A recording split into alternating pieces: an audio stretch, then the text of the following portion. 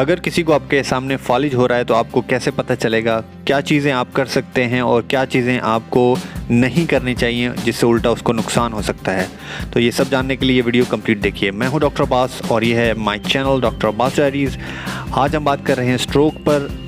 तो नॉर्मली जब किसी को स्ट्रोक होता है या फालिज होता है तो बहुत सारी अलामात ज़ाहिर हो सकती हैं। उसमें सर दर्द है, उसमें एकदम से बेहोश हो जाना है। लेकिन मैं आपको बताऊंगा कि कैसे आप पता कर सकते हैं कि एक आदमी को फालिज हुआ है या नहीं हुआ।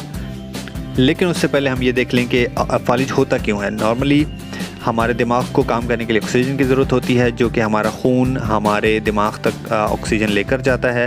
अगर किसी वजह से खून की जो मुंतकिली है वो कम हो जाए और या फिर उस खून के अंदर ऑक्सीजन की मिकदार कम हो जाए तो हमें फालिज हो सकता है। तो ये ज़्यादातर यूँ होता है कि हमारे खून के अंदर कोई खून का लोथड़ा या ब्लड क्लॉट जिसे हम कहते हैं वो जम जाता है, जिसकी वजह से रग बंद हो जाती है और खून का पहुंचना कम हो जाता है और यूँ हमें फालिज हो जाता है। या दूसरी सूरत में रग फट जाती है और उसकी वजह से भी जो है वो खून की सप्लाई कम हो जाती है और यूँ फालिज हो जाता है। तो कौन सी ऐसी 3 अलामात हैं जिससे आपको ये पता चल सकता है कि एक आदमी को फालिज हो रहा है। नंबर 1, पहली चीज़ तो ये है कि आप जब उसको गौर से देखेंगे तो उसका चेहरा फिर जाता है, यानी उसकी जो होंठ की एक साइड है वो दूसरी साइड की जो सिमेट्री है वो ख़त्म हो जाती है। दोनों साइडें एक जैसी नहीं होती, एक लटकी होती है और दूसरी जो वो थोड़ी ऊपर होती है।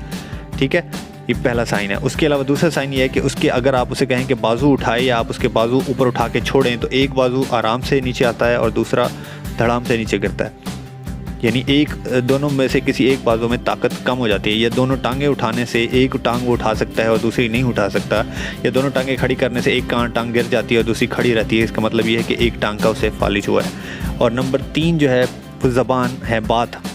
ये अलामत हो सकती है कि आप उससे बात करें और उससे बोला ना जा रहा हो और उसके अल्फाज सही समझ ना आ रहे हो, जो कि नॉर्मली वो सही बात करता, तो इसका मतलब है कि तब भी उसे फालिज हुआ है। तो इन तीनों में से कोई भी एक अलामत ज़ाहिर हो सकती है या तीनों इकट्ठी भी ज़ाहिर हो सकती हैं।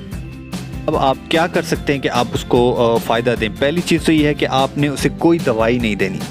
ठीक है, इस सूरत हाल में आपको पता नहीं है कि उसका ब्लड प्रेशर हाई हुआ है, उसकी रग बंद हुई है, क्या वजह है, कोई रग फट गई है, आपको ये नहीं पता। ये जब तक कंफर्म नहीं होगा आप उसे कोई दवाई नहीं दे सकते। इसलिए आप पहली चीज़ तो आप ये करेंगे कि आपने उसे किसी किस्म की कोई दवाई नहीं देनी। ख़ासतौर पर डिस्प्रिन, अक्सर लोगों को आदत है कि वो डिस्प्रिन की गोली देते हैं, वो भी उल्टा नुकसान दे सकती है। अगर उसका ब्लड प्रेशर बहुत ज़्यादा हाई है तो डेफिनेटली उससे उसको ब्लीडिंग ज़्यादा हो जाएगी, या रग फट गई है तो और ज़्यादा उसको ब्लीडिंग हो जाएगी और यूँ फालिज जो है वो बढ़ सकता है। इसलिए किसी किस्म की आप दवाई खुद से ना दें। ठीक है। और दूसरी चीज़ लोग ये करते हैं कि ऐसे पेशेंट को जिसके ऑलरेडी फालिज हुआ है और होश में नहीं है उसको पानी पिलाना शुरू कर देते हैं, और पानी देने से उल्टा वो निकल नहीं सकता पानी को, और उल्टा वो पानी जो है उसके फेफड़ों में चला जाता है, जिससे उसको नमूनिया हो जाता है बाद में, जो कि और ज़्यादा उसकी बीमारी को बढ़ा देता है और यूँ उसकी डेथ के चांसेस और ज़्यादा बढ़ जाते हैं। इसके अलावा दूसरी चीज़ अगर आप कुछ कर सकते हैं घर पर तो ये है कि अगर पेशेंट को शुगर है और आपको पता है कि इसकी शुगर लो होने के चांसेस हैं, तो आप शुगर चेक करें उसकी, और अगर उसकी शुगर लो है, 70 से कम आ रही है और उसको ये सारी अलामात हैं, तो आपने फ़ौरन उसको बिठाकर मीठी चीज़ मुंह के अंदर डालनी है, जिससे उसकी शुगर बेहतर हो जाएगी और वो फ़ौरन ही बेहतर हो जाएगा।